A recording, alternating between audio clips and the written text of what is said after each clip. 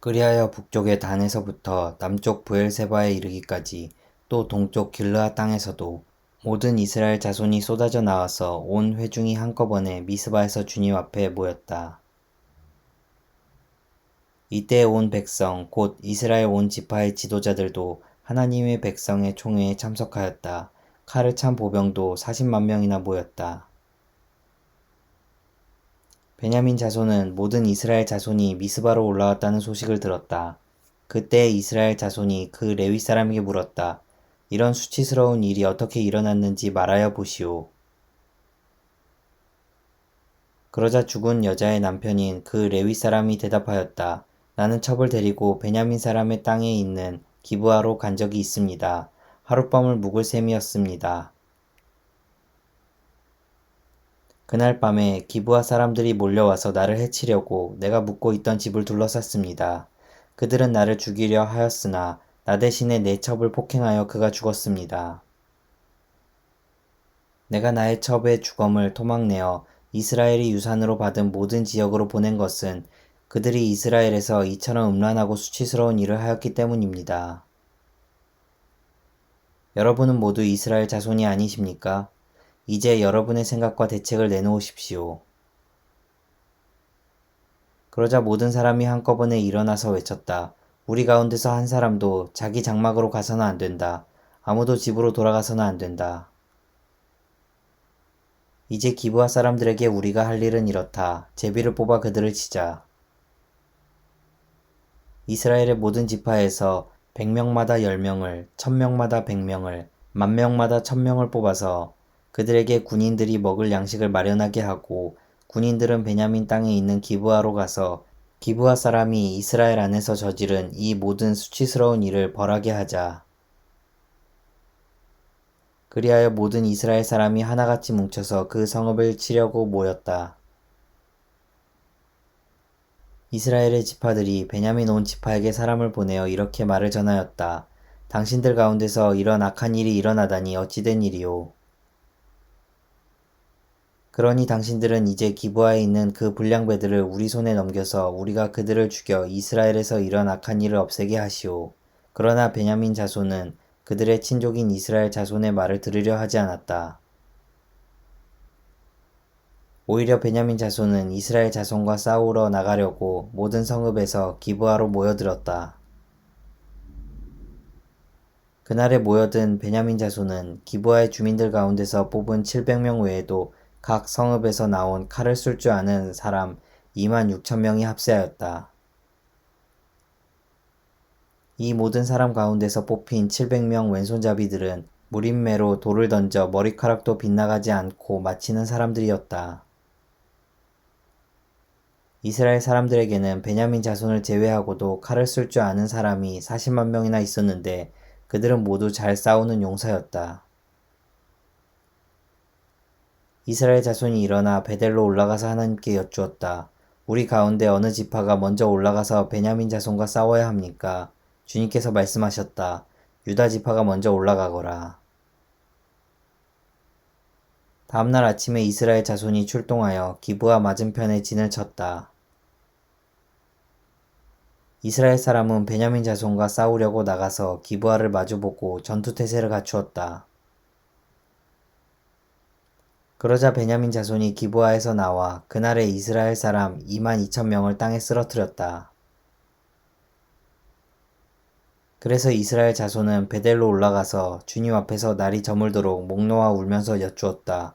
우리가 다시 가서 우리의 동기 베냐민 자손과 싸워도 되겠습니까?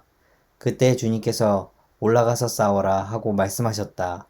이스라엘 사람들은 스스로 용기를 내어 첫날 대열을 갖추었던 그곳으로 가서 다시 전투태세를 갖추었다.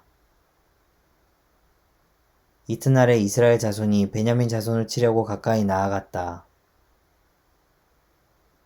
베냐민 자손은 이튿날에도 그들을 대항하려고 기브아에서 나와서 이스라엘 자손 18,000명을 땅에 쓰러뜨렸는데 죽은 이들은 모두 칼을 쓸 줄 아는 사람들이었다. 그러자 온 이스라엘 자손은 베델로 올라가서 주님 앞에서 목 놓아 울었다.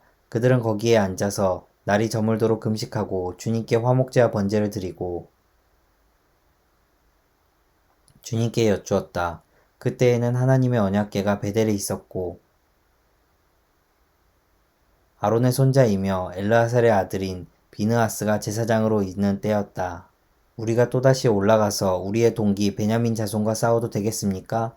아니면 그만두어야 하겠습니까?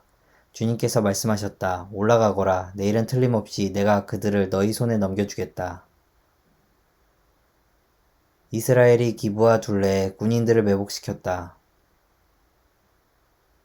사흘째 되는 날 이스라엘 자손은 베냐민 자손을 치러 올라가서 전과 마찬가지로 기브와 쪽으로 전투태세를 갖추었다.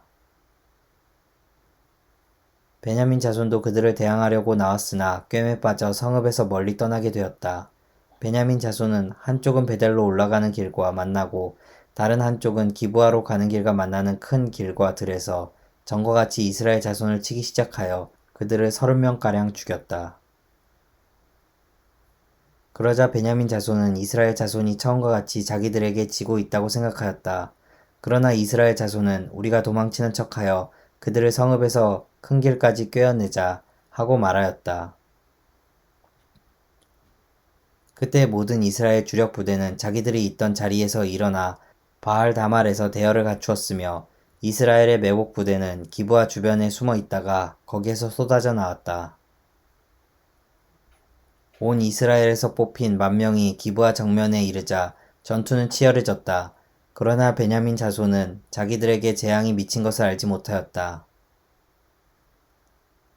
주님께서 이스라엘 앞에서 베냐민을 치셨으므로 그날 이스라엘 자손이 칼을 쓸 줄 아는 베냐민 사람 25,100명을 모두 쳐 죽였다. 그제서야 베냐민 자손은 자기들이 패한 것을 알았다. 이스라엘의 주력 부대가 자기들이 있던 자리를 베냐민에게 내어주고 물러선 것은 기브아 둘레에 매복시켜둔 병력을 믿었기 때문이다. 매복한 군인들이 급히 나와 기브아로 돌격하여 사방으로 흩어져서 칼날로 기브아의 성읍 주민을 다 쳐 죽였다. 이스라엘 주력 부대와 매복 부대 사이에서는 성읍에서 큰 연기가 구름 기둥처럼 치솟는 것으로 신호를 삼자는 약속이 이미 되어 있었다. 이스라엘 사람들이 싸우다가 물러서자 베냐민 사람들은 이스라엘 사람들 30명가량을 쳐 죽이면서 이스라엘 사람들이 지난번 싸움에서처럼 자기들에게 꼼짝없이 진다고 생각하였다. 그러나 성읍에서 연기가 구름 기둥처럼 치솟아 오를 때에 베냐민 사람들이 뒤돌아보니 온 성읍이 불바다가 되어 불길이 하늘로 치솟는 것이 아닌가. 이스라엘 사람들이 반격하니 베냐민 사람들은 패색이 짙은 것을 깨닫고 몹시 겁에 질렸다. 그들은 이스라엘 사람들 앞에서 물러나 광야길로 방향을 돌렸으나 퇴로가 막혔다. 그들은 이스라엘 주력 부대와 성읍을 치고 나온 부대 사이에 끼어 협살당하고 말았다. 이스라엘 사람들은 베냐민 사람들을 포위하고 쉬지 않고 동쪽으로 기브아 맞은 쪽에 이르기까지 추격하며 쳐부수었다. 그때 베냐민 사람들이 18,000명이나 쓰러졌는데 그들은 모두 용사였다.